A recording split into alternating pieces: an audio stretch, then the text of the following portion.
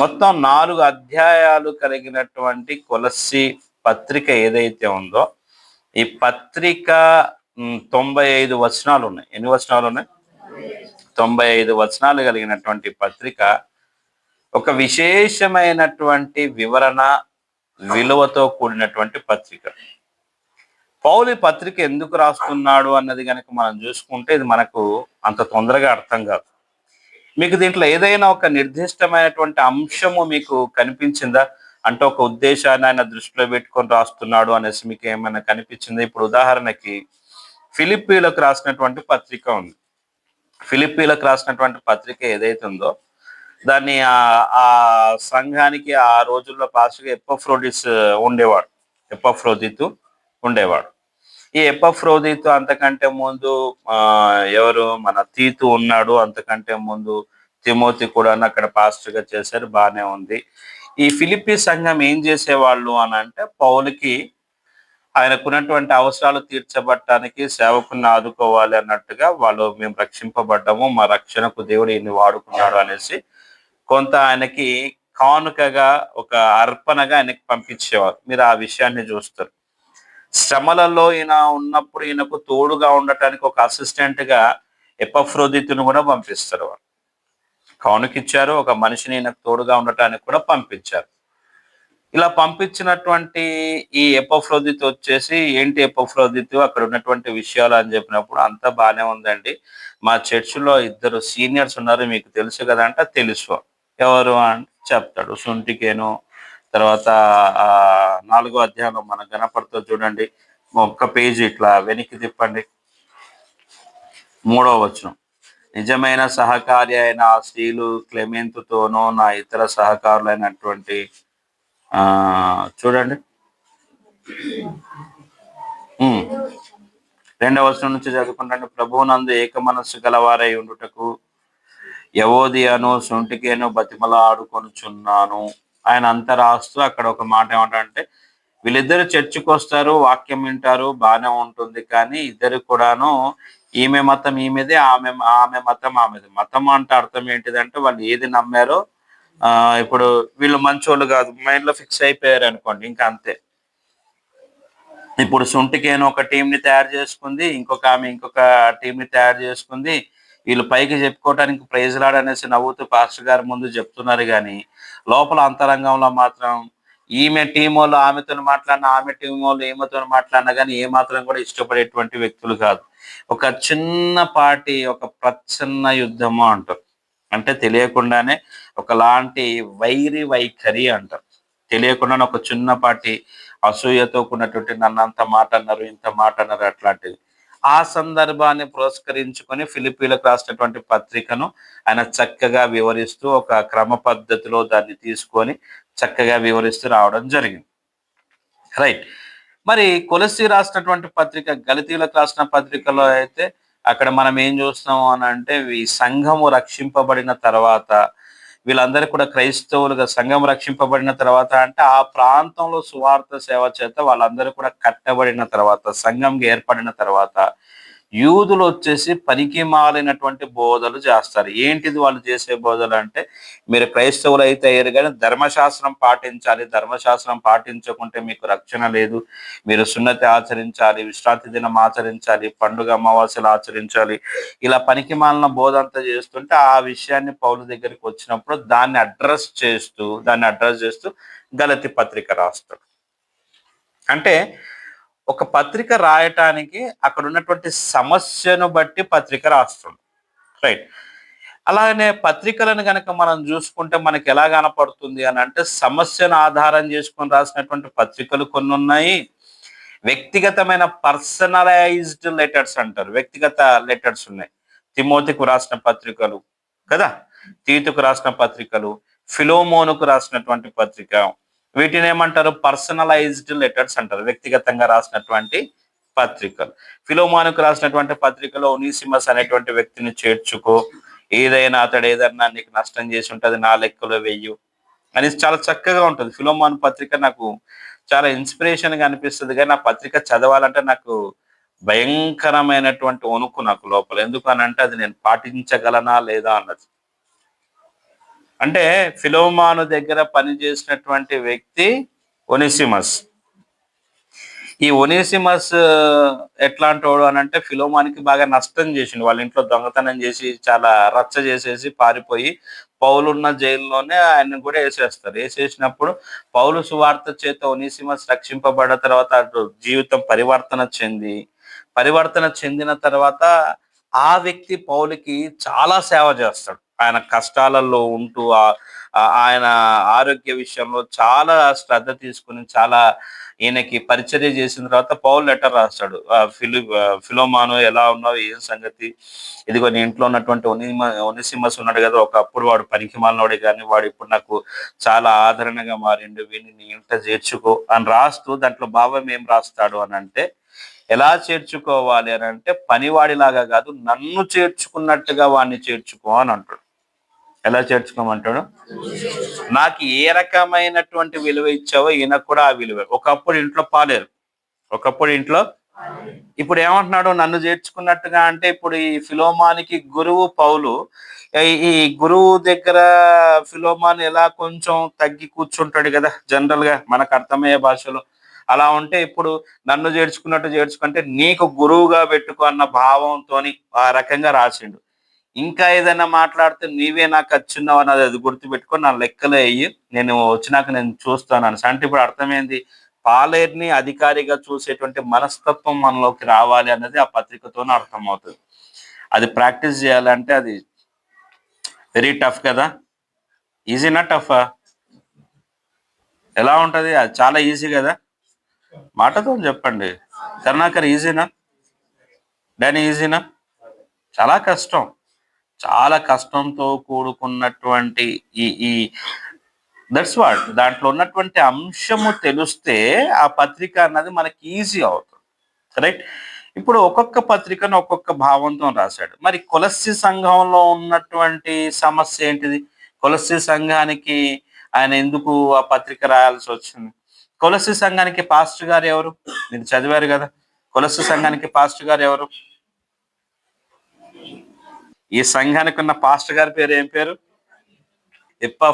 ఎపఫ్రా రావు కూడా కాదు, ఎపఫ్రా.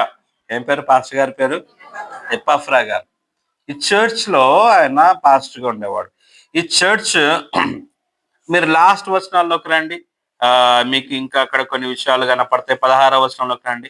ఈ పత్రిక మీరు చదివించుకున్న తర్వాత లవదోకియా వారి సంఘంలోనూ చదివించుకునుడి. లవదోకియాకు వ్రాసి పంపిన పత్రికను. రైట్.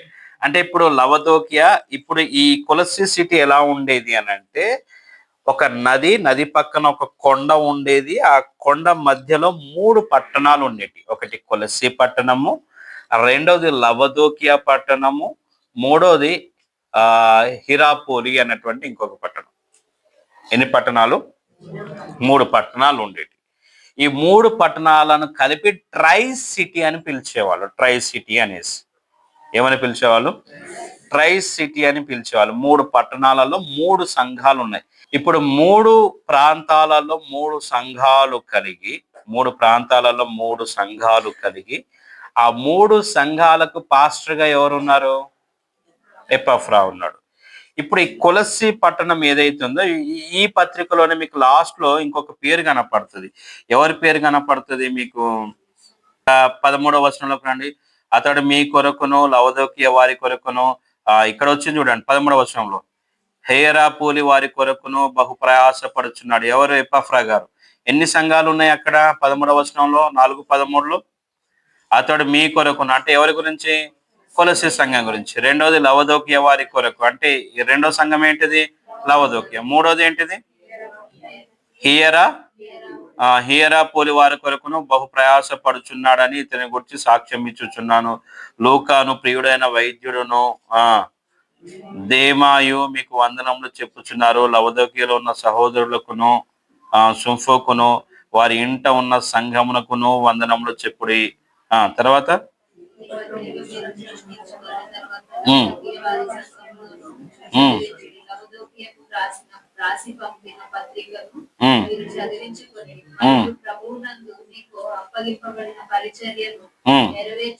దాని గురించిన జాగ్రత్తలు చెప్పుకోవడానికి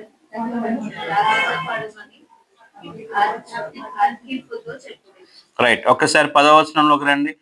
నాతో కూడా చెరలో ఉన్న అరిస్తార్కును బర్నబాకును సమీపాజ్ఞితుడైన మార్కును మీకు వందనములు చెప్పుచున్నారు. ఈ మార్కును గూర్చి మీరు ఆజ్ఞలు పొందుతురి. ఇతడు మీ యుద్ధకు వచ్చిన ఎడల అతనిని చేర్చుకుని మరియు యూస్తోను యేసు కూడా మీకు వందనములు చెప్పుచున్నాడు. వీరు సున్నతి పొందిన వారిలో చేరిన వారు, వీరు మాత్రమే దేవుని రాజ్యం నిమిత్తమే నా జత పని వారై ఉన్నారు. వీరి వలన మీకు ఆదరణ కలిగను. మీలో ఒకడును క్రీస్తు యేసు దాసుడైన ఎపఫ్రా మీకు వందనములు చెప్పుచున్నారు. మీరు సంపూర్ణులను ప్రతి విషయంలో దేవుని చిత్తమును గురించిన సంపూర్ణ ఆత్మ నిశ్చయిత గలవారే నిలకడగా ఉండవాలని ఇతడు ఎల్లప్పుడూ మీ కొరకు తన ప్రార్థనలలో పోరాడుచున్నాడు. ఇతడు మీ కొరకు లవదోకియ వారి కొరకును హీరాపోలి వారి కొరకును బహు ప్రయాసపడుచున్నాడు అనేసి ఇలా మీరంతా కూడా చదువుకుంటే అది క్లోజింగ్ అన్నమాట. స్టార్టింగ్ ఇందాక మనం 1వ అధ్యాయంలో చదివాం కదా, ఎవరు రాస్తున్నారు వాళ్ళకి ఈ పత్రిక ఒక గ్రీక్ కల్చర్ ని బేస్ చేసుకొని రాసినటువంటి పత్రిక. ఒక లెటర్ రాసేటువంటి టైంలో దానికి వాళ్ళ కల్చర్లో ఎలా ఉంటుంది అని అంటే, ఫస్ట్ ఎలా ఉంటుంది అంటే ఆ లెటర్ ఎవరు రాస్తున్నారు అన్నటువంటి వ్యక్తి పేరుతో ప్రారంభం అవుతుంది. రైట్. దేంతో ప్రారంభం అవుతుంది? రెండవది ఏంటిది అని అంటే దాన్ని ఎవరు అందుకుంటున్నారో వాళ్ళ చిరునామా ఉంటుంది. రైట్. ఇప్పుడు అది రండి, ఇప్పుడు మనం మొదటి వచనం చదువుకున్నాం కదా, ఏది?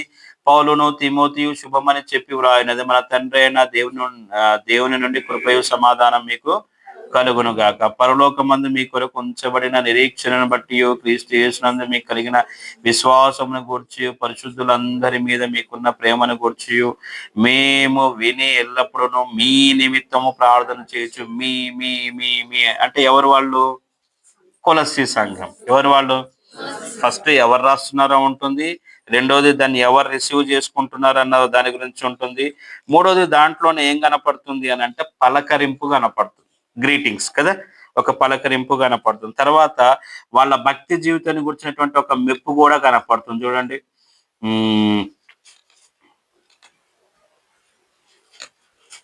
అక్కడే చూస్తాం మనం. కంటిన్యూషన్ చూడండి. మీకు కలిగి ఉన్న విశ్వాసమును గూర్చి పరుషులందరి మీద మీకున్న ప్రేమను గూర్చి మేము విని ఎల్లప్పుడూ మీ నిమిత్తము అంటే వాళ్ళలో ఉన్నటువంటి ఒక మెప్పు కనపడుతుందా లేదా? ఫస్ట్ ఎవరు రాస్తున్నారు, రెండోది ఎవరికి రాస్తున్నారు, మూడోది ఒక పలకరింపు, నాలుగోది ఒక ప్రశంస, ఐదవది అందులో ఉన్నటువంటి ప్రధాన అంశం మేము ఎందుకు రాస్తున్నాము అనేది మనకు కనపడుతుంది.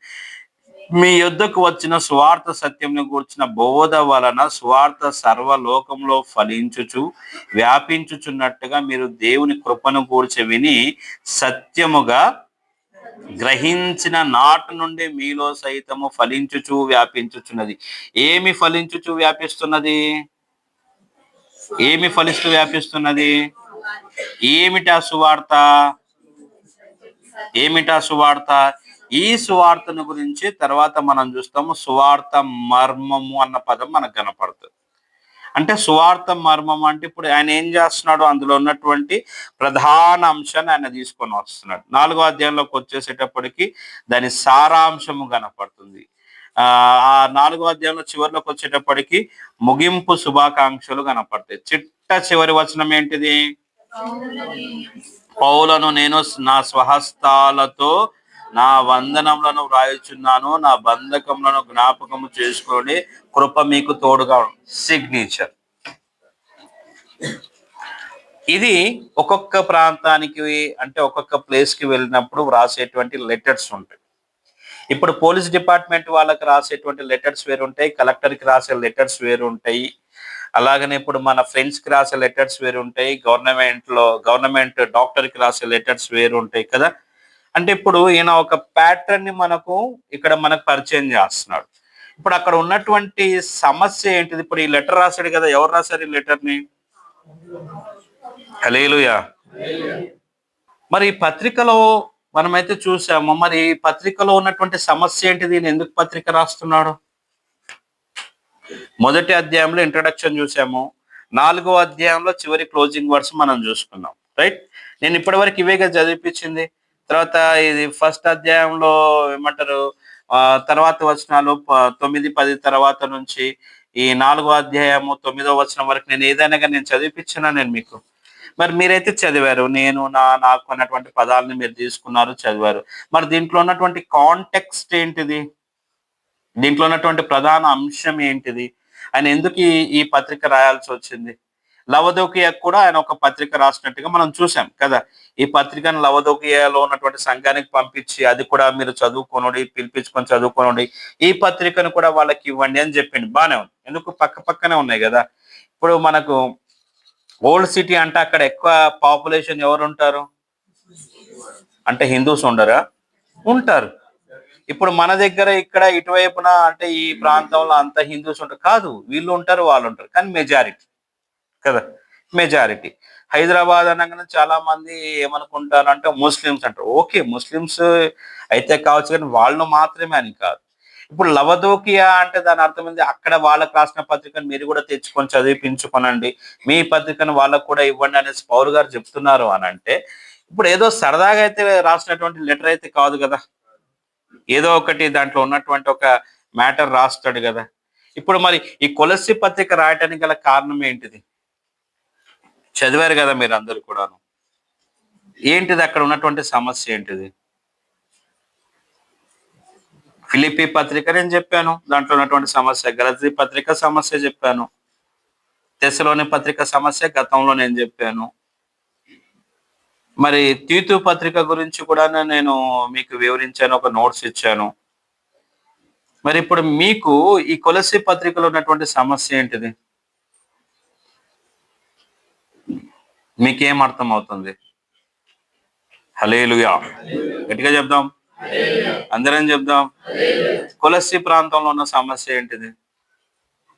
ఇప్పుడు ఒక చిన్న మాట చెప్తాను. తెస్సలోని సంఘం ఉంది. తెస్సలోని సంఘంలో ఒక భయంకరమైనటువంటి అపవాదు ప్రబలింది. ఏంటిది అని అంటే, ఇంకేముంది, రేపు ఎల్లుండి యేసుప్రభు వచ్చేస్తున్నాడు, రెండో రాకడ వస్తుంది, మనం ఏం కష్టపడాల్సిన పని లేదు, ప్రశాంతంగా ఉందాం, ఆయన వస్తే మనం ఎత్తబడతాం అన్నటువంటి ఒక అపోహ ఉండిపోయింది. దాంతో ఎవడు కూడా కష్టపడేటోడు కాదు. పౌలు దాన్ని అడ్రస్ చేస్తూ, కష్టపడకుండా ఎవడు కూడా బువ్వ తినొద్దురా నాయన అనేసి ఒక క్లాస్ బికి ఒక లెటర్ రాశాడు. చాలా అంశాలలో ఇది ప్రధానమైనటువంటి అంశం. మరి కొలస్సీ సంఘానికి ఆయన లెటర్ రాయడంలో ఉన్నటువంటి ప్రధానమైనటువంటి అంశం ఏంటిది? గోపి, ఆ అమ్మాయి నొప్పి తగ్గిందా? పర్లేదంటనా? మళ్ళా డాక్టర్ దగ్గరికి పోలేదా?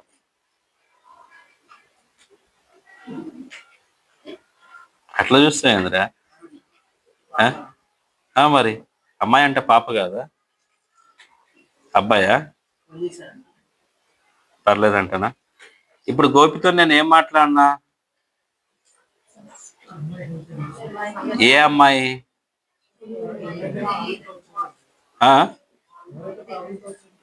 అదే ఎవరు? మరి నువ్వు విన్నావు కదా, నువ్వు విన్నావా లేదా? మీరందరు విన్నారు కదా, మీరందరు విన్నారా లేదా? విన్నారు. నేను గోపితో మాట్లాడినా, ఓ తెగ హైరాణ పడ్డాడు. అన్నా నువ్వేదో ఒకటి చేయన్నా, అదన్నా ఇదన్నా అనేసి అన్నాడు. ఒరే నేనేం చేయాలరా, ఆ పిల్ల గురించి నాకేం సంబంధం అన్న. లేదన్నా డాక్టర్ మందులు రాసి నీ పని చేస్తే లేదని నన్ను అడుగుతాడు. డాక్టరే కదా రాసింది, మంచి సీనియర్ కదా. ఎవరో తెలుసా? అలా చెల్లెల కూతురు. ఆ అంశము తెలియకుంటే ఇదేంద్రా నాయన, ఒక పెద్ద మర్మం లాగా అనిపిస్తుంది కదా. ఆ బుడ్డ అమ్మాయి 2.5 years ఉంటాయి. ఆ అమ్మాయికి కిడ్నీలో స్టోన్ వచ్చింది. కారణం ఏంటిదంటే, బయట జంక్ ఫుడ్, ఈ చాక్లెట్ కాదు, చిప్స్లు, కుర్కురేలు బాగా తినిపించి నీళ్ళు తాగిపోయడం మానిపించారు. సరిగా తాగలేదు. అవన్నీ కూడా కాల్షియం సిట్రేట్, మెగ్నీషియం సిట్రేట్, ఆ చిన్న స్టోన్స్ లా క్యాలిక్యులిస్ అంటారు, అవి ఫామ్ అయిపోయి ఆ చిన్న 2.5 సంవత్సరాల అమ్మాయికి కిడ్నీలో స్టోన్ ఏర్పడ్డదంటే అర్థం చేసుకోండి. భయంకరంగా నొప్పితోనే. ఇప్పుడు ఈ గోపి నన్ను అడిగిన క్వశ్చన్ ఏంటో తెలుసా? అన్న ఆ పిల్ల ఏడుస్తుంది అన్న. సరేరా, ఎందుకు ఏడుస్తుంది? నొప్పి కాదంట, షాప్కి వెళ్ళి కొనిపియటానికి వాళ్ళ అమ్మ పర్మిషన్ ఇవ్వట్లేదంట. వాళ్ళ అమ్మ, అన్న అమ్మాయి షాప్కి వెళ్ళకుండా అవుతుంది, అన్నని అడగన్నా ఏమన్నా తినిపియొచ్చా, ఏమన్నా కొనిపియొచ్చా అని. అమ్మాయి ఆరోగ్యం గురించి ఆమెకు టెన్షన్ లేదు, కానీ ఆ పాప షాప్కి వెళ్ళకుండా ఎడుతున్నందుకు అది టెన్షన్ ఆమె. చెప్పాను, గోపి గురించి నేను ఇదంతా వివరిస్తే తప్ప ఓహో పీటర్ ఎందుకు అన్నాడా అని అర్థమైంది కదా. మరి ఈ పత్రిక మనకు అర్థం కావాలి అని అంటే ఇది సంథింగ్ లైక్ ఒక రకమైనటువంటి కోడ్ భాష లాగా ఉంటది. ఈ కోడ్ భాష అన్నది మనకు అర్థం కావాలి అని అంటే అక్కడ ఉన్నటువంటి సమస్య ఏంటిదో మనకు తెలిస్తే ఈ పత్రికను మనం ఈజీగా అర్థం చేసుకునేటువంటి అవకాశం ఉంటుంది. రైట్? ఈ పత్రికను ఎప్పుడు అర్థం చేసుకుని అక్కడ ఉన్నటువంటి సమస్య. ఇప్పుడు నేను ఒక చిన్న ఎగ్జాంపుల్ ఇస్తాను. ఇప్పుడు మొబైల్స్ వచ్చేసి కాస్త పిల్లలు ఆడుకునేటువంటి విధానం అంతా కూడా మారిపోయింది. కానీ ఒక 5-6 ఇయర్స్ బ్యాక్ ఒక ఫజిల్ టైప్ లో కొన్ని ఈ చెక్క ముక్కలు లాంటి అవి ఇవన్నీ వస్తాయి. అవన్నీ కూడా ఒకదానికొకటి ఇట్లా అతికిస్తే లాస్ట్కి ఒక రూపం వస్తుంది కదా. ఇప్పుడు ఆ రూపం ఏంటిదో దాని వెనకాల ఆడొక బొమ్మ ఇస్తాడు, అట్టకు ఒక బొమ్మ ఇస్తాడు. ఆ బొమ్మ లేకుండా వీటినన్నిటిని ఒకదానికొకటి అతికేయడానికి సాధ్యమవుతుందా? అతుక్కుంటాయి, సంబంధం లేకుండా ఒకదానికొకటి ఇట్లా ఇట్లా ఇట్లా ఇట్లా ఇట్లా అంతా కూడా అతుక్కొని అన్ని కూడా ఒక డబ్బా రూపంలో అయితే వస్తాయి, కానీ రావాల్సిన రూపము రాదు. ఎప్పుడైతే దానికి సంబంధించినటువంటి ఒక ఒక ముఖ చిత్రము లాగా ఒక రూపాన్ని వాడు ఎప్పుడైతే ఇస్తాడో అప్పుడే అది మనకు అర్థమవుతుంది. కొలస్సీ పత్రిక మనకు అర్థం కావాలి అన్నా కూడాను అలాంటి రూపము మనకు అర్థమైతే తప్ప. ఇప్పుడు అక్కడ ఉన్నటువంటి అంశాలను ఎవరు తీసుకొని వచ్చారు? అక్కడ ఉన్నటువంటి ఇప్పుడు పౌలు ఎక్కడున్నాడు? చెరసాలలో. ఎక్కడున్నాడు? పౌలు చెరసాలలో ఉన్నాడు. పౌలు చెరసాలలో ఉంటే అక్కడ ఉన్నటువంటి ఈ సంఘానికి ఏ రోజు పౌలు పోయిన దాఖలాలు లేవు. ఏ రోజు కూడాను పౌలు అక్కడికి వెళ్ళేసి ఆయన సువార్త చేసినట్టుగా మనకు అపోస్తల కార్యములలో 2వ మిషన్ జర్నీ కానీ 3వ మిషన్ జర్నీలో కానీ మనకు ఎక్కడ కూడా కనపడదు. మధ్యలో ఆయన రోమా ప్రయాణం వెళ్ళినప్పుడు మిలితే ప్రాంతానికి వెళ్ళాడు. తర్వాత రోమా చెరసాలలో ఉన్నప్పుడు మళ్ళీ ఇంకొక దగ్గరికి వెళ్ళేసి అంటే ఆయనకి ఇచ్చినటువంటి పర్మిషన్ చొప్పున వేరే ప్రాంతానికి వెళ్ళేసి ఆయన క్రేతు అన్న ద్వీపం దగ్గరికి వెళ్ళి సంఘాన్ని గట్టొచ్చినట్టుగా మనకు కనపడుతుంది. కానీ ఈ కొలస్సీ ప్రాంతానికి ఆయన ఎప్పుడు కూడా వెళ్ళినటువంటి సందర్భం లేదు.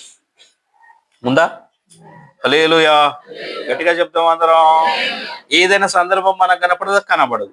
మరి కనబడకుండా అక్కడ ఉన్నటువంటి సమస్యలన్నీ కూడా ఎలా తెలిసాయి, అక్కడికి సువార్త ఎలా వెళ్ళింది అని అంటే, పౌలు ఎఫెస్సి పట్టణంలో ఉన్నప్పుడు, ఆయన 3వ మిషన్ జర్నీలో ఉన్నప్పుడు ఆయన తురన్ను అన్నటువంటి ఒక ప్రాంతంలో చేరి 2 సంవత్సరాలు మానక అనునిత్యం అక్కడ సువార్త సేవ చేస్తున్న క్రమంలో ఆ ప్రాంతంలో వాక్యము మొత్తము కూడా నా ప్రాంతంలో ఉన్న వాళ్ళందరూ కూడా విన్నారంట. వాళ్ళందరూ విన్నటువంటి వాళ్ళల్లో ఎపఫ్రా అన్నటువంటి వ్యక్తి ఒకడు. ఈ వ్యక్తి కూడా ఈ వాక్యాన్ని వెళ్ళి వాళ్ళ సొంత ఊరైనటువంటి కొలస్సీ ప్రాంతానికి వెళ్ళి అక్కడ సంఘాన్ని ప్రారంభించాడు. ఈ కొలస్సీ సంఘము ఎవరి ఇంట ప్రారంభమైంది అంటే ఫిలోమాను అనేటువంటి వ్యక్తి ఇంట ఈ సంఘము ప్రారంభమైనట్టుగా మనకు అర్థమవుతుంది. ఫిలోమాను అనేటువంటి వ్యక్తి చాలా ధనవంతుడు. వాళ్ళ ఇంట ఈ సంఘం ప్రారంభమైంది. రైట్? ఇళ్లలో సంఘాలు పెట్టచ్చా పెట్టకూడదు అంటే వాక్యమే చెప్తుంది. లవదోకియాలో ఉన్నటువంటి సంఘం కూడా ఒకళ్ళ ఇంట్లోనే జరుగుతుంది. అది ఇళ్లలో సంఘం పెట్టచ్చు అంటే వాక్యం దొరుకుతుంది. ఇంకొక లెక్కలు చెప్పాలంటే సంఘము యొక్క నిజమైన అర్థం వేరు, ఇప్పుడు మనం సంఘం అని పిలిపించుకునేటువంటి దీని అర్థం వేరు. రైట్? 4 గోడలు కట్టి పైన స్లాబ్ ఉన్నంత మాత్రాన సంఘం అవుతుంది. 2-3 ఎక్కడైతే చేరి ప్రభువు నామమును స్మరణ చేస్తారు, ప్రభువుని ఆరాధిస్తారు, ప్రభు మాటలు మాట్లాడతారో that's called as a church. సంఘం యొక్క నిజమైన అర్థం అదే అనమాట. రైట్? ఇప్పుడు మనం వాక్యంలో నుంచి ఇంకొక భాగాన్ని మనం చూసుకుంటే, ఇప్పుడు అక్కడ పాస్టర్ గారు ఇందాక మనం చదువుకున్న మాట ఏంటిది? 7వ వచనంలో, 1వ అధ్యాయం 7వ వచనంలో, ఎపఫ్రా అను మా ప్రియుడైన తోడి దాసుని వలన మీరు ఈ సంగతులు. ఇప్పుడు అక్కడ ఉన్నటువంటి పరిస్థితులను అన్నిటిని ఎవరు వివరిస్తున్నారు? అక్కడ ఉన్న సమస్యల గురించి ఎవరు వివరిస్తున్నారు? ఇప్పుడు మీ అందరినీ కూడా ఎవరన్నా కానీ, ఇప్పుడు మీరందరూ కూడా క్రీస్తు కృపా ప్రార్థనా మందిరం యొక్క సభ్యులు. ఇప్పుడు మీ అందరినీ కూడా ఎవరన్నా కానీ బయట వాళ్ళు ఎవరన్నా అడిగినప్పుడు మీ చర్చ్ లో ఏమన్నా సమస్యలు ఉన్నాయా చెప్పండి. లేదండి మా చర్చ్ చాలా బాగుంది అని చెప్తారు. బాగానే ఉంది. రైట్? ఇంకొంచెం జాగ్రత్తగా పర్లేదు చెప్పండి, మేము కూడా ప్రార్థన చేస్తామంటే అప్పుడు మీరు మెల్లిగా నోరు విప్పేయమంటారు. అంటే పాస్టర్ గారు లేదంటే ఆయన మిమ్మల్ని పిలిచిన వాళ్ళు లేదంటే మీకు ఏదైతే వాళ్ళు రిలేటివ్ అవుతారో ఆ పేరు పెట్టేసి, అన్న మా చర్చికి ఒక సొంత స్థలము లేదు, మాకు ఒక సొంత స్థలము కావాలి, ప్రార్థన చేయండి. రైట్? ఇలా చెప్తారు కదా. ఎప్పుడు చెప్తారు? అప్పుడు ఆ వ్యక్తి ఏం చేస్తాడు? మీరు చెప్పినటువంటి సమస్య విని దానికి తగ్గట్టుగా ప్రార్థన చేస్తాడు. ఇప్పుడు పౌలు ఈ లెటర్ రాయటానికి గల కారణం ఏంటిదంటే ఎపఫ్రా అనేటువంటి పాస్టర్ గారు అక్కడికి వచ్చి ఆ సంఘంలో ఉన్నటువంటి ఇష్యూస్ అన్నిటిని కూడాను వాళ్ళకి వివరించాడు. ఎవరికి వివరించాడు? చెరసాలలో ఉన్నటువంటి పౌల్ అండ్ టీమ్. ఎవరెవరు ఉన్నారు? పౌల్తో పాటుగా తిమోతి ఉన్నాడు. 4వ అధ్యాయంలో మనం చూసుకున్నాం కదా, నాతో కూడా చెరలో ఉన్న అరిస్తార్కును బర్నబాకును సమీపజ్ఞతుడైనటువంటి మార్కు మీకు వందనములు చెప్పుచున్నారు. అంటే ఇప్పుడు చెరలో బర్నబా ఉన్నాడు, తర్వాత కింద చూస్తే మనకు లూకా కూడా కనపడతాడు, మార్కు కూడా ఉన్నాడు, అరిస్తార్కు కూడా ఉన్నట్టుగా మనకు అర్థమవుతుంది. అంటే ఈ పదాలను మనం ఏ రకంగా అర్థం చేసుకోవాలంటే, పౌలు చెరలో ఉండి ఆ చెరలో ఉన్నప్పుడు పౌలు ఎలా ఉండేవాడు అని అంటే ఆయన కొంచెం ఫ్రీగా వదిలేసేవాళ్ళు. పౌలుతో పాటుగా ఇంకొక రోమా సైనికుడికి ఏం చేసేవాళ్ళు అంటే పౌలు కాలికి ఆ రోమా సైనికుడి కాలికి ఒక సంఖ్యలు బేడీలు లాంటివి వేసేసి వదిలేసేవాళ్ళు.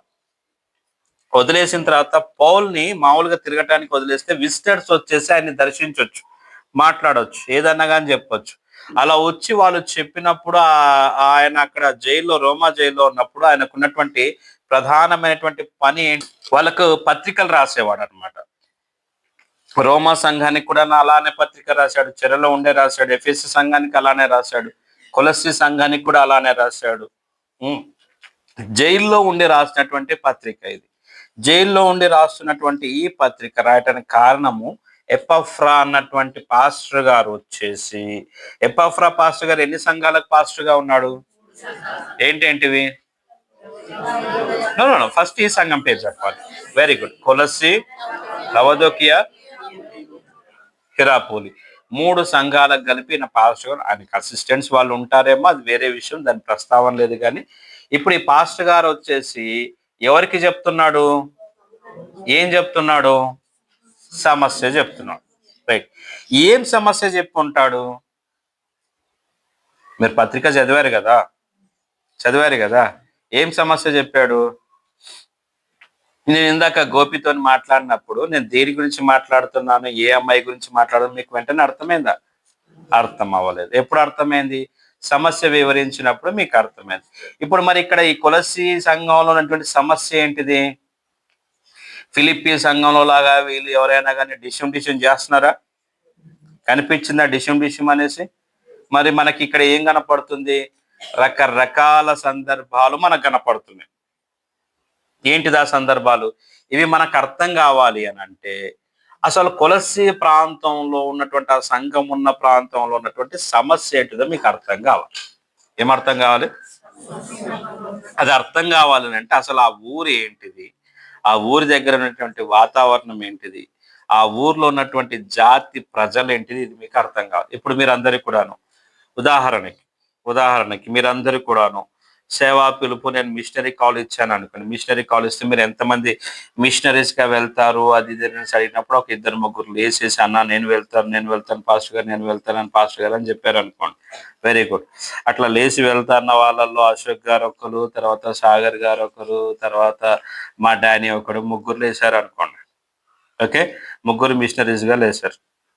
తర్వాత సిస్టర్స్ లో శైలజ, తర్వాత 2 లక్ష్మి, తర్వాత ఇక్కడ అనిత కాదు దుర్గా టీచర్లు వేశారు. ఇక్కడ సిస్టర్స్ లో 3, బ్రదర్స్ లో 3. ఇప్పుడు సాగర్ అన్న నేను తీసుకొని పోయేసి, నువ్వు మిషనరీ అని చెప్పావు కదా అనేసి నేను తీసుకొని పోయి, సాగర్ అన్న ఈయన మొండోడు, ఈయన ఏదైనా తీసుకుని మరి పంజాబ్ రాష్ట్రంలోకి మిషనరీగా పంపించేశాను అనుకోండి. ఎక్కడికమ్మా? ఎవరిని పంపించేయమంటారేంటి? పంపించేశారు అనుకోండి. ఇప్పుడు అక్కడికి పోయి యేసు ప్రభు గురించి చెప్పేటప్పుడు వాళ్ళు కొన్ని క్వశ్చన్స్ అడుగుతారు. వాళ్ళు దేన్ని దృష్టిలో పెట్టుకుని క్వశ్చన్స్ అడుగుతారు? వాళ్ళకి ఎక్కడ ప్రధాన మతం ఏంటిది? సిక్కిజం. ఏంటిది ప్రధాన మతం? సిక్కిజం. కానీ సిక్కిజం ఒకటే కాదు, సిక్కిజం అరౌండ్ 40% ఉంటే సచ్చా డేరా అనేసి చాలా ఉన్నాయి, రాధా సత్సంగ్ స్వయోమి, తర్వాత చాలా ఉన్నాయి. దాంట్లోనే భయంకరమైన కల్స్ ఉన్నాయి. ఒక 22-23 జాతులు ఉన్నాయి దాంట్లోనే. ఇప్పుడు వాళ్ళు ఆ జాతిని దృష్టిలో పెట్టుకొని ఈ మనిషితో మాట్లాడతారు. ఈయన నాకు ఎల్లమ్మ, మల్లమ్మ, పుల్లమ్మ, వెంకటమ్మ ఈయన అంటే వాళ్ళకి ఇవేం అర్థం కావు. అర్థమవుతాయా? అసలు అర్థం కాదు. వాళ్ళు ఏం మాట్లాడతారు, వాళ్ళ సమస్యతోనే మాట్లాడతారు. ఇప్పుడు మా అనితని తీసుకొని కేరళ పంపించినాం అనుకోండి, కేరళలో వాళ్ళు మాట్లాడుతుంటే అనిత ఏం చేస్తుంది? ఏం చేస్తుంది? ఆ, ఏం సువార్త చేస్తావు అనిత వాళ్ళకి? ఏం చేస్తాం? ఇప్పుడు కేరళలో వాళ్ళ ఆహారపు అలవాట్లు, వాళ్ళు ఉన్నటువంటి వాతావరణము, పరిస్థితులు ఇవన్నీ తెలిస్తేనే మాట్లాడగలరు. వాళ్ళ మధ్యలోకి మీరు వెళ్ళాలి అని అంటే వాళ్ళ కల్చరు, వాళ్ళ వాతావరణము, వాళ్ళ తిండి ఇవన్నీ తెలియాలి కదా. కొలెస్సీలో ఉన్నటువంటి సమస్య అర్థం కావాలంటే అక్కడ ఉన్నటువంటి సమస్య ఏంటిదో మనకు తెలియాలి. వాళ్ళు ఈ ప్రకృతి శక్తులను ఈ ఈ ఈ రకమైనటువంటి వాటిని వాళ్ళు ఆరాధన చేస్తూ, వాళ్ళు ఈ రకమైనటువంటి వాటిని ఆరాధన చేయడం మాత్రమే కాదు, కానీ వాళ్ళు ఇంకా ఏం చేసేవాళ్ళు అని అంటే ఆ ఈ ఆత్మల చేత మేము నడిపించేవాళ్ళు. చిన్నప్పుడు మీకు అందరికి గుర్తుంటది, 35-40 ఏజ్ ఉన్న వాళ్ళకి తెలుసు, చిన్నప్పుడు స్పిరిట్ గేమ్ అనేసి ఆడేవాళ్ళు తెలుసా? ఓ పేపర్ మీద అన్ని అక్షరాలు రాసుకొని కాయిన్ పెట్టి ఇట్లా ఆడిరా లేదా? ఆడిన వాళ్ళు లేరా? ఉంటారు, రైట్? ఆడలేదా? ఆడతారా? ఒక దురాత్మని ఇన్వైట్ చేసేసి కదా, ఆ రకంగా మనం చూస్తుంటాం. వీళ్ళ ఆత్మల ఆరాధించేవారు. రెండోది, వాళ్ళ ప్రాంతంలో ఉన్నటువంటి ఇంకొక భయంకరమైనటువంటి విషయం ఏంటిదంటే, వాళ్ళు జ్యోతిష్యాన్ని నమ్మేటువంటి వాళ్ళు వాళ్ళ దగ్గర ఎక్కువ. దేన్ని నమ్ముతారండి? గట్టిగా చెప్పాలి. దేన్ని? జ్యోతిష్యాన్ని నమ్ముతారు. సరే, ఇప్పుడు ఈ ప్రశ్న నన్ను ఇలా అడగనివ్వండి మీ అందరినీ కూడాను. ఇప్పుడు బ్రిటన్ దేశం ఉంది కదా, బ్రిటన్ దేశంలో అవుట్ ఆఫ్ 10 ఒక 5 మగవాళ్ళు, అవుట్ ఆఫ్ 10 ఒక 7 మంది ఆడవాళ్ళు ప్రతిరోజు వాళ్ళు జ్యోతిష్యం చూసుకుంటారు. ఇప్పుడు మీరు జ్యోతిష్యాన్ని మీరు నమ్ముతారా, నమ్మరా? గట్టిగా చెప్పాలి, గట్టిగా చెప్పాలి. నమ్మమన్న వాళ్ళు ఒకసారి చేతి హల్లెలూయా చెప్పండి, గట్టిగా చెప్పండి. వీళ్ళ నమ్మకం ఏంటిది అని అంటే, వీళ్ళను నడిపించేవి గ్రహాలు నడిపిస్తాయని వీళ్ళు నమ్ముతారు. ఏం నమ్ముతారండి? దరిద్రమైన విషయం ఏంటిది అని అంటే, ఈ జ్యోతిష్యం ఇదంతా కూడాను, ఇది జ్యోతిష్యం అన్నది ఇండియన్ కల్చర్ కాదండి, ఇండియాలో లేదు. జ్యోతిష్యం అన్నది పర్షియన్ కల్చర్, పర్షియా దేశం నుంచి వచ్చినటువంటి కల్చర్. మొఘలులు వచ్చినప్పుడు దీన్ని తీసుకొని వచ్చారు. వాస్తు కూడాను మన దేశంలో లేదు, వాస్తు కూడాను జ్యోతిష్యంలోనే ఒక సబ్ పార్ట్.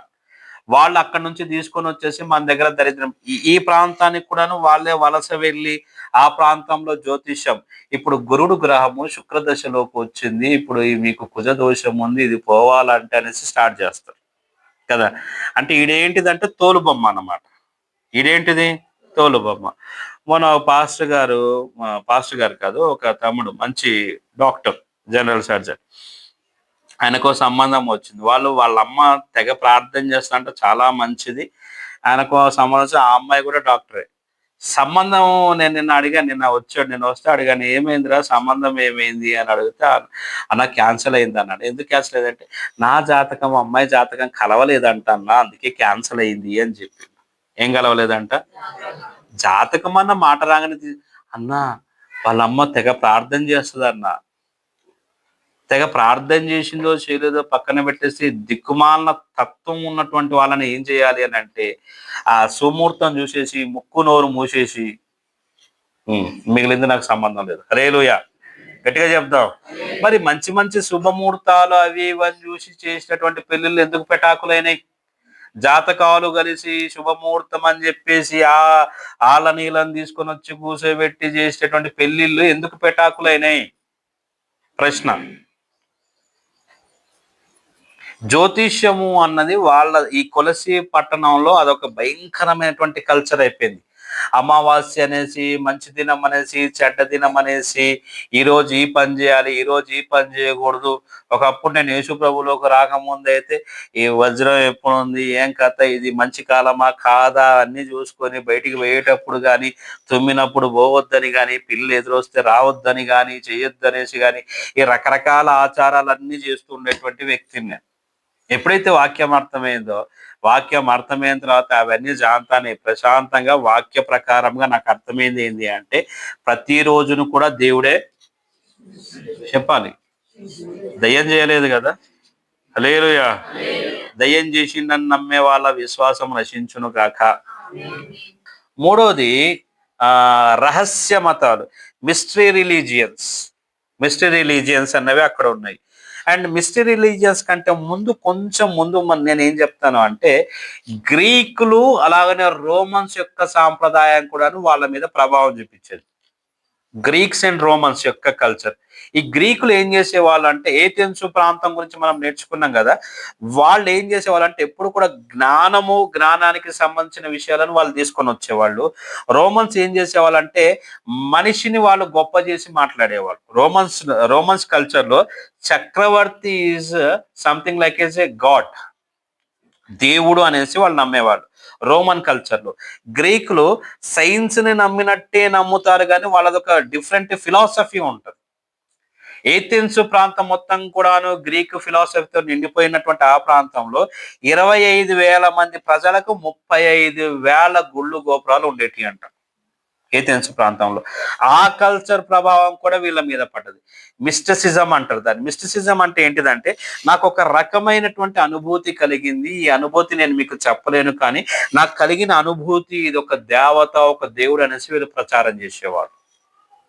ఏం చేసేవాళ్ళు? నాకు ఒక అనుభూతి కలిగింది. ఏంటిదో తెలుసా? ఇప్పుడు మనమందరం కూడాను ఇది ఈ సీజన్ వచ్చింది కదా, నాకు కలిగిన అనుభూతి ఏంటిది అని అంటే, మనమందరం తెల్ల బట్టలు వేసేసుకొని కాళ్ళకు చెప్పులు కూడా లేకుండా మనం గుణదలకు మనం నడుచుకుంటూ పోవాలి, మరియమ్మ వ్రతం చేయాలి. ఏంటిది ఇది?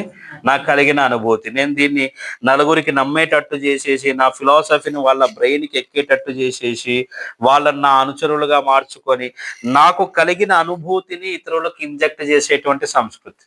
ఇంకొంతమంది ఏంటిదో తెలుసా? నేనే రాజుని, నేనే దేవుని యొక్క ప్రతిరూపాన్ని అనేసి వీళ్ళు చెప్పుకొని తిరిగేటువంటి ఇంకొక కల్చర్. ఎన్ని చెప్పాను ఇప్పటికి నేను? మొదటిది ఆత్మల ఆరాధన, రెండోది జ్యోతిషాన్ని నమ్మేవాళ్ళు, మూడోది గ్రీకులు మరియు రోమన్స్ యొక్క ప్రభావం.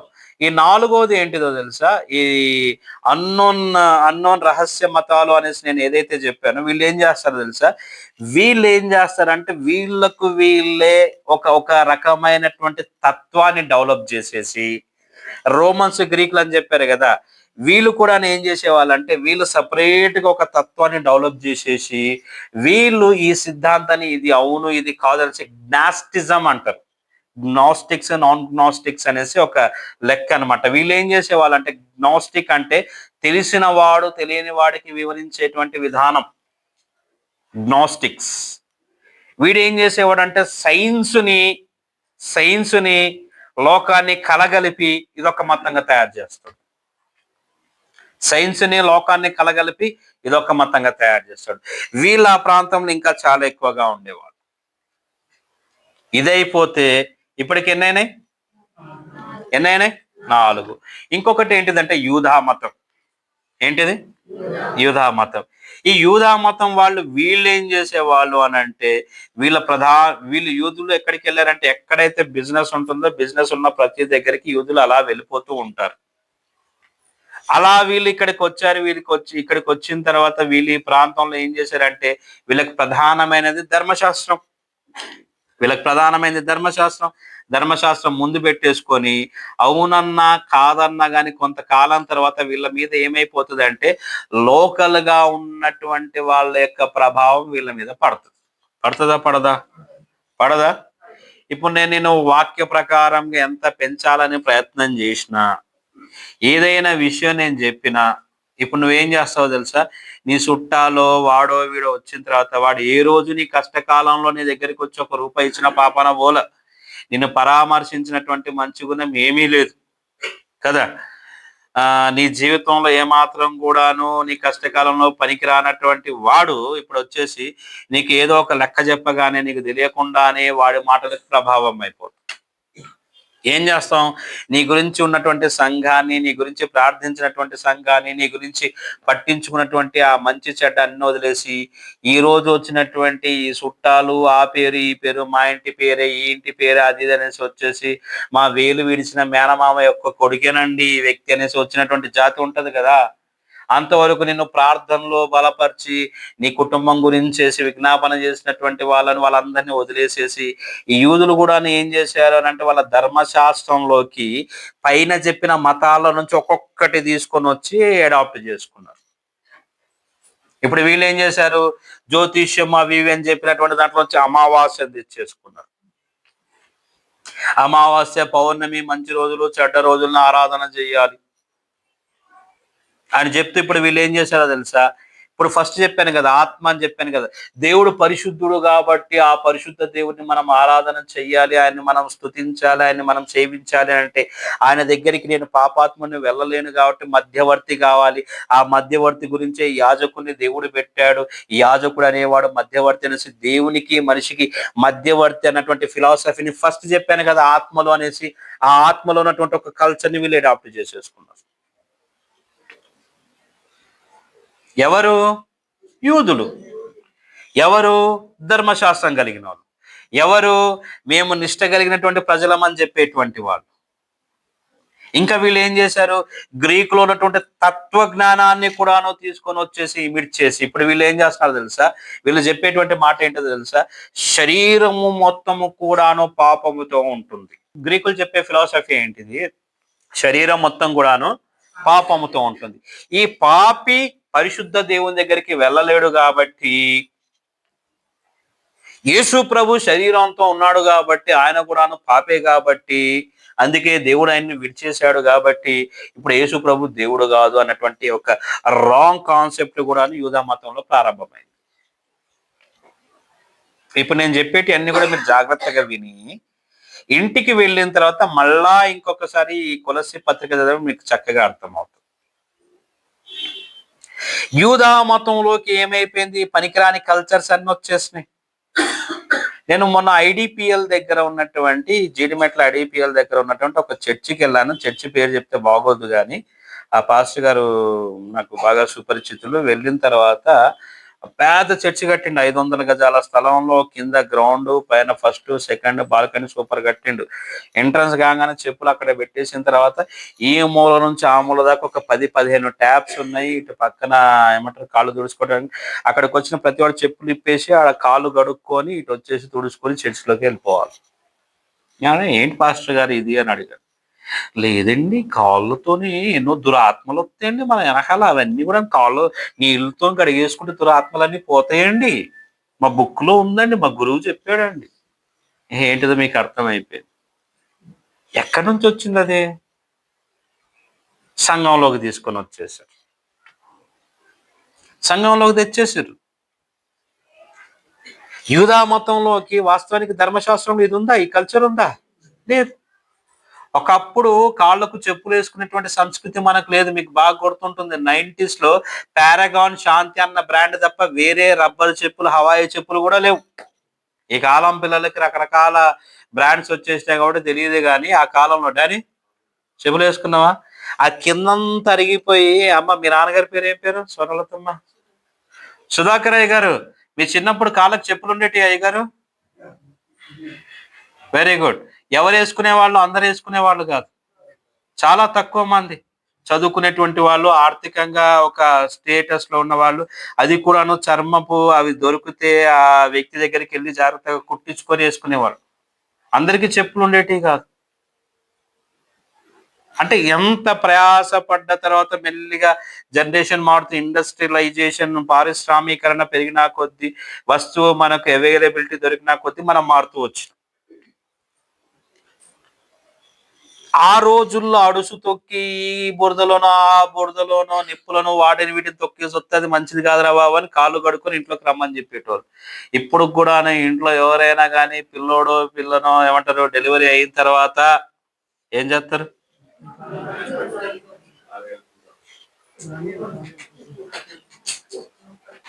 ఏం చేస్తారు? పుసుక్కునాడు ఏడిచిండు అనుకోండి, రే ఎవడో కాలు కడుక్కోకుండా వచ్చాడురా కదా. ఒక మంచి మా నానమ్మ ఇంత పెద్ద దూది ఇట్లా దారంలాగా చేసి, దూదిని ఇట్లా ఒత్తిలాగా చేసి దాని నూనెలో కలిపేసి తూ ఇదిష్టి ఆదిష్టి అని ఇట్ట తిప్పేసి కింద మంట పెడితే ఏమవుతుంది? యూదా మతంలోకి ఇవన్నీ కూడా వచ్చేసినాయి. ఇప్పుడు యూదా మతం ఎక్కడుంది? ఉందా? యూదా మతంలో కులసి సంఘంలో, కులసి ప్రాంతంలో ఉన్నటువంటి యూదా మతం ఏం పేరు యూదా మతం. ఇక్కడ నుంచి ఒక లెక్క, ఇక్కడ నుంచి ఒక లెక్క, ఇక్కడ నుంచి ఒక లెక్క, ఇక్కడ నుంచి ఒక లెక్క తీసుకొని పేరైతే అదే ఉంది, లోపలంతా కలగూరగంప. ఈ సమయంలో ఆ ప్రాంతంలో ఈ ఎపఫ్రా అన్నటువంటి ఈ వ్యక్తితోని ఆ ప్రాంతంలో సంఘము ప్రారంభమైంది, క్రైస్తవ్యం అన్నది ప్రారంభమైంది. యూదా మతం యొక్క పరిపూర్ణత క్రైస్తవ్యం. యూదా మతం యొక్క పరిపూర్ణత క్రైస్తవ్యం. యేసుక్రీస్తు ద్వారా ధర్మశాస్త్రం అంతయు నెరవేర్చబడ్డది. యేసుక్రీస్తుయే ధర్మశాస్త్రమునకు ఆదియు అంతమునై ఉన్నవాడు. యేసుక్రీస్తు ద్వారానే మానవాళికి పాప క్షమాపణ. పైనున్న మతాలన్నీ కూడాను పాపాన్ని అడ్రస్ చేశాయి, కానీ పాపము నుంచి విడుదల గురించి చెప్పలేదు. క్రైస్తవ్యము మాత్రమే పాపం నుంచి విడుదల గురించి చెప్పి, పాపం నుంచి విడుదల కలగాలంటే ఇప్పుడు ఏం కావాలి? యేసుక్రీస్తు రక్తము ద్వారానే. స్టార్టింగ్ లో బాగానే ఉన్నారు, బాగానే ఉన్న తర్వాత ఇప్పుడు మెల్లిగా అక్కడ నుంచి ఇక్కడ నుంచి వాక్యము విని రక్షింపబడ్డ వాళ్ళు ఉండరా? వచ్చారు. వచ్చిన తర్వాత వాడు వాక్యం వినేసి ఇవన్నీ కూడా కాదు అనేసి అన్ని పక్కన పెట్టేస్తుంటే ఇప్పుడు వీళ్ళలోకి వీళ్ళ చుట్టాలు ఉంటారు కదా.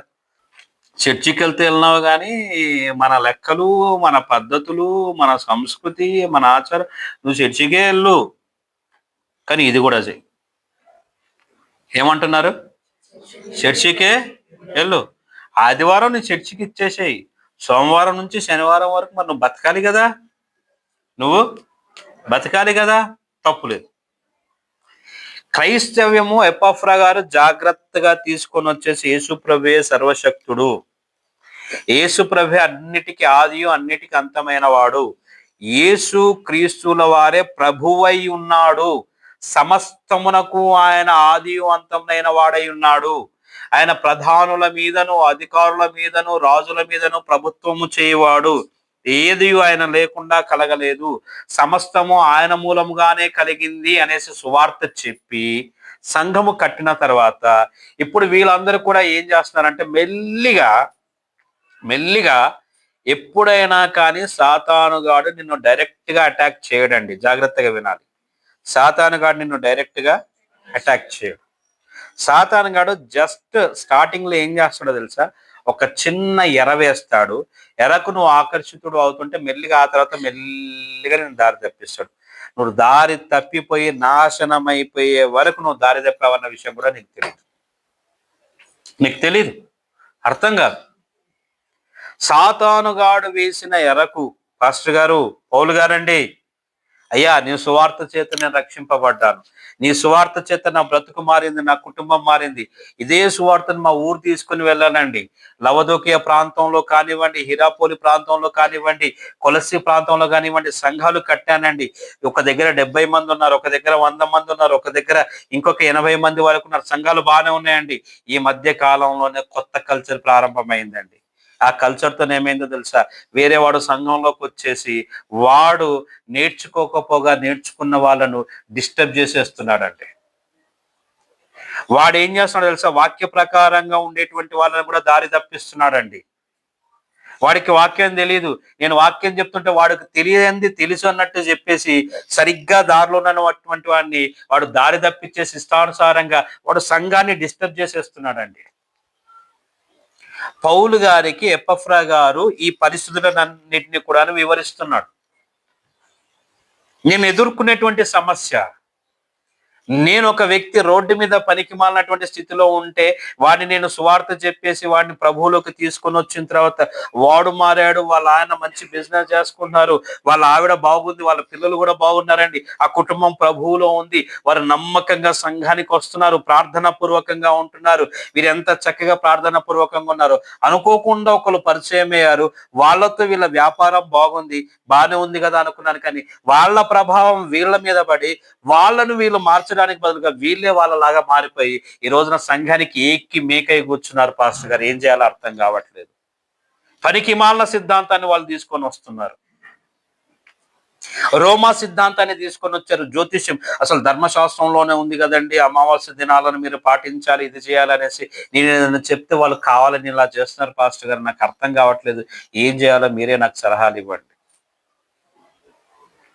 ఒక సమస్యను సీనియర్ పాస్టర్ గారి దగ్గరికి తీసుకొని వచ్చాడు. ఎపఫ్రా నమ్మకమైన దాసునిగా ఉన్నాడు. ఆ సమస్యకు పరిష్కారం ఎక్కడ దొరుకుతుందో అక్కడికి వచ్చాడు. నీ దగ్గరికి ఏదైనా ఒక సమస్య వచ్చినప్పుడు ఆ సమస్యని ఎవరి దగ్గరికి తీసుకొని పోతున్నావు? మన ఒక సంఘంలో ఒక సమస్య వచ్చింది పాస్టర్ గారి దగ్గర.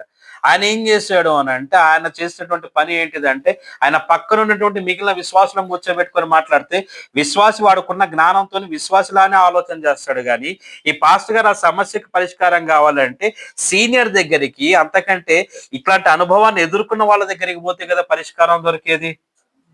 అమ్మమ్మ దగ్గరికి పోయి, అమ్మమ్మ నాకు కడుపు నొస్తుందంటే ఆమె దిష్టే తీస్తుంది. ఏం చేస్తుంది? దిష్టే తీస్తుంది. కాస్త ఇటు అటు కానోడి దగ్గరికి పోతే, నువ్వేం తిన్నావేమో, అరగలేదేమో, ఒక సోడా తాగు అని అంటాడు.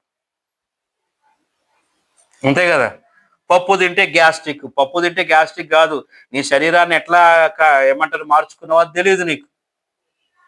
ఎవరి దగ్గరికి పోతే నీకు ఆ పరిష్కారం దొరుకుతుంది. నీ ఆత్మీయ స్థితి ఏంటిది? నువ్వు వెళ్ళేది ఎవరి దగ్గరికి వెళ్తున్నావు?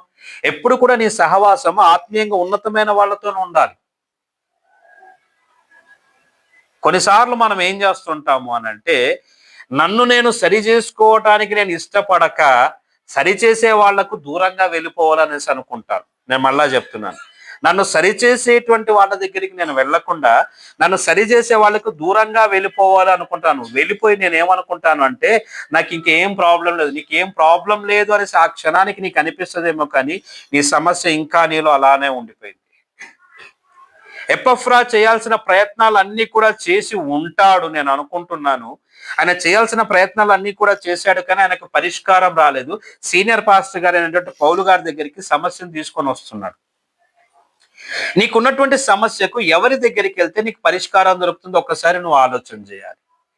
నువ్వు డైరెక్ట్ వాక్యం దగ్గరకు వచ్చేసి, నీ సేవకుని దగ్గరకు వచ్చేసి, పాస్టర్ గారు ఇది సమస్య అని చెప్తే, ఆ సమస్యకు పాస్టర్ గారు ప్రార్థన చేసి, ప్రార్థనా పూర్వకంగా ఈ సమస్యకు పరిష్కారం ఇదమ్మా, ఇదయ్యా అనేసి చెప్పేటువంటి సేవకుడు అయితే వెల్ అండ్ గుడ్. అలా కాకుండా టైం పాస్ చేసే సేవకుడు అయితే అక్కడ నువ్వు ఉండాల్సిన అవసరమే లేదు.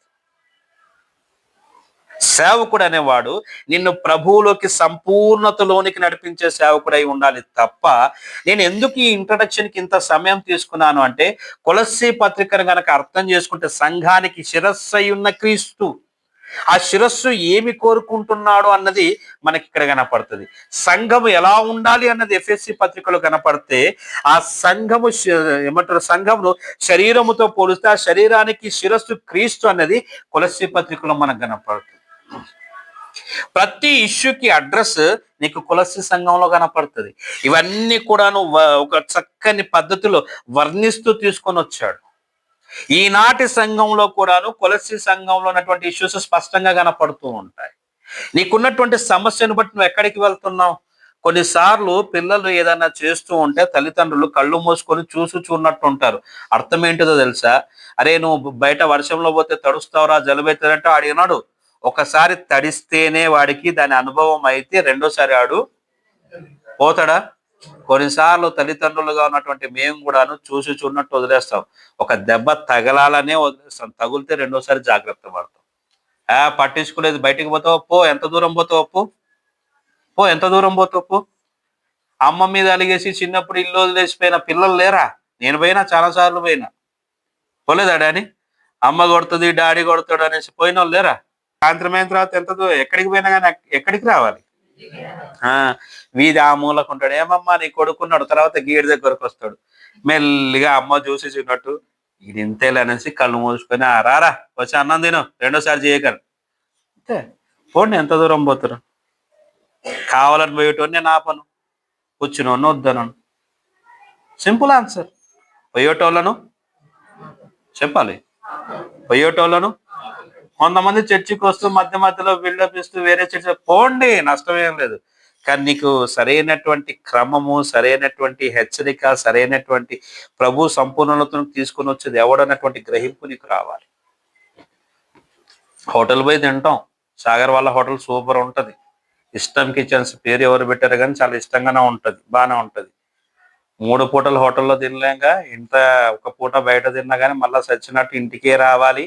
ఉప్పు ఎక్కువైనా, పప్పు తక్కువైనా, భార్య చేతి వంటనే, అమ్మ చేతి వంటనే సూపర్. అంతకు మించింది లేదు. హల్లెలూయా.